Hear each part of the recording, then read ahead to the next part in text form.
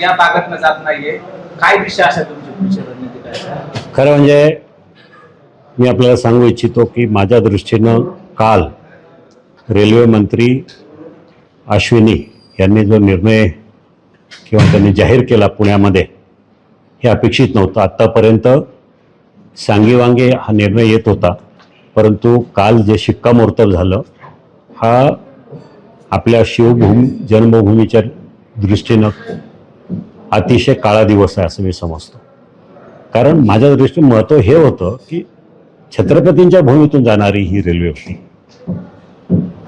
जुन्नर, आंबेगाव, राजगुरुनगर ह्या तालुक्यातल्या शेतकऱ्यांच्या शेतीमालाचा प्रश्न होता. नाशिकवरून पुण्याला येणारा माणूस हा तासाभरात पुण्याला पोचणार होता आणि ही वाहतूक जास्त होती. जी आता पुणे, शिर्डी, नाशिक होती, ही रेल्वे काय 5-6 तासाच्या आतमध्ये काय जाणार नाही. 4-5 तासाची ही आपल्या 1 तासाची रेल्वे होती. तर ही अतिशय धक्कादायक आणि निराशाजनक बातमी आहे. आम्हाला तसा अंदाज होताच की हे घडतंय, हे होणार आहे. पण असं वाटलं होतं की वळसे पाटील असेल, मी असेल, आम्ही मुख्यमंत्र्यांना सांगत आलो की बाबा ही आपल्या दृष्टीनं, महाराष्ट्राच्या दृष्टीनं हा मार्ग अतिशय महत्त्वाचा आहे. आमचा विश्वास होता की ते काहीतरी करतील, परंतु त्यांच्या उपस्थितीमध्येच हा निर्णय झालेला आहे काल. त्यामुळं आता पुढची दिशा माझी जी राहणार आहे की पहिलं दिल्लीला जाऊन तिथल्या अधिकाऱ्यांशी बोलावं लागेल की नक्की तुमची अडचण काय. जी अडचण त्यांनी सांगितली JMRTची, ती अजिबात JMRTची अडचण नाही. JMRT प्रकल्प तुम्ही 5 किलोमीटर लाईन इकडं तिकडं जर फिरवली तरी JMRTची काही अडचण नाही. ज्यामध्ये स्पष्ट हे आपल्याकडे ठेवा, याच्यामध्ये स्पष्ट लिहिलं आहे की 5 किलोमीटरपर्यंत काही हे नाही.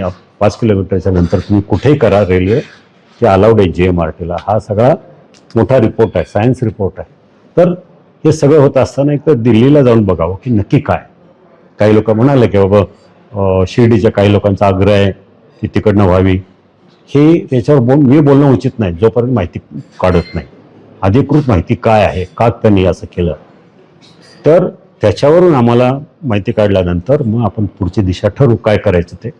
किती लोकांचा प्रतिसाद कसा असणार आहे, बाकीचे लोकप्रतिनिधींना सुद्धा आपल्याला विश्वासात घ्यावं लागणार आहे. सगळ्या आमदारांना एकत्र करावं लागणार आहे, जनतेला एकत्र करावं लागणार आहे. आम्ही आवाज उठवण्याच्या दृष्टीने कुठेतरी कमी पडतो हे नक्कीच दिलं. मंजूर मार्ग बदलला हे कुणाचा अपयश आहे? हे नवीन सांगायची गरज नाही, तुम्हाला सगळ्यांना माहिती आहे, सगळ्या जनतेला माहिती आहे. हा जुना जो रेल्वे मार्ग आहे तो 20 वर्ष आम्ही त्याच्यावर काम केलं.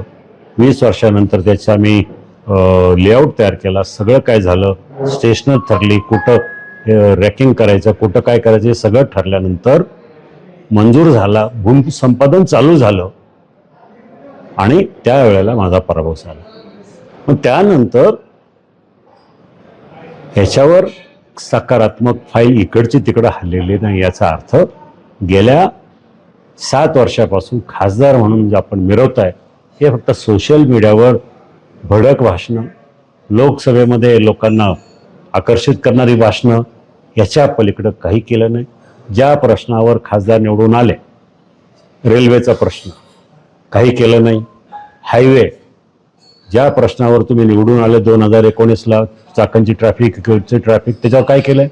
काही केलं नाही. मी जी काम केलेलं माझ्या काळातली त्याच्या व्यतिरिक्त एकही नॅशनल हायवेचा प्रकल्प मंजूर नाही. चाकणची ट्रॅफिक आहे तशीच आहे, उलटी कंपन्या जायला लागल्यात. म्हणजे तुम्ही रेल्वेसाठी काही केलं नाही, विमानतळासाठी काही केलं नाही. विमानतळाच्यासाठी सुद्धा इतक्या मोठ्या मोठ्या स्टोऱ्या सांगितल्या त्यांच्या प्रचार काळामध्ये, नंतर विमानतळही केलं, सगळं केलं. मग तुम्ही केलं काय नक्की? माझ्यावर टीका करून निवडून येणं एवढंच काम तुम्हाला गेल्या 2 टर्मला जमलं, त्याच्या व्यतिरिक्त काहीच केलं नाही.